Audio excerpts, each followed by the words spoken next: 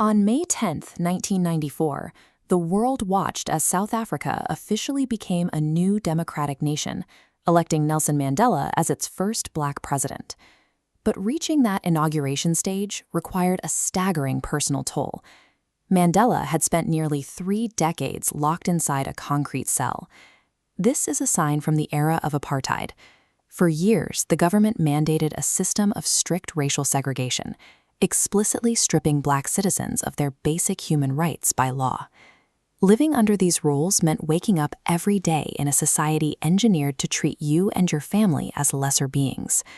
The system denied basic dignity, inflicting deep psychological scars alongside physical violence. Then the dynamic flipped completely. The ultimate victim of the oppressive state suddenly held total control over it. Yet taking power revealed something completely unexpected to Mandela. Freeing his people from physical chains was only half the job. To dismantle the system completely, he had to forgive and free the very people who had locked him in cages. Reaching that day in 1994 took thousands of people making severe sacrifices. Decades of protests, arrests, and quiet struggles paved the way for equality. There is a mechanical reaction to extreme oppression. When a government subjects its people to horrific conditions, it inadvertently forces those citizens to develop the exact tools needed to fight back. The apartheid state tried to crush the spirit of the black population through sheer force. Instead, that intense pressure forged a generation of incredibly brave and resilient leaders. Even the prison cell intended to break Mandela's resolve failed. Those quiet, harsh decades only solidified his profound understanding of what actual justice required. The cruel mechanics of apartheid built the blueprint for its own collapse. By trying to beat the population into submission, the regime manufactured the exact leadership necessary to dismantle it. We usually think of freedom in very literal terms: escaping a cell, breaking physical restraints, walking out of a prison yard. Mandela saw it differently.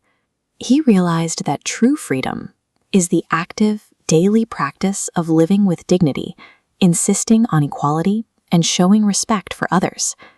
This animation shows power dynamics in a prejudiced society. An extreme imbalance inherently damages everyone, not just those at the bottom. A system of hatred robs the oppressor's humanity. Enforcing inequality locks them securely behind the bars of their own prejudice. Freedom is never a zero-sum game. When racial discrimination exists, both the oppressed and the oppressor lose their liberty entirely. Looking back at that inauguration day, we see a completely different type of political handover.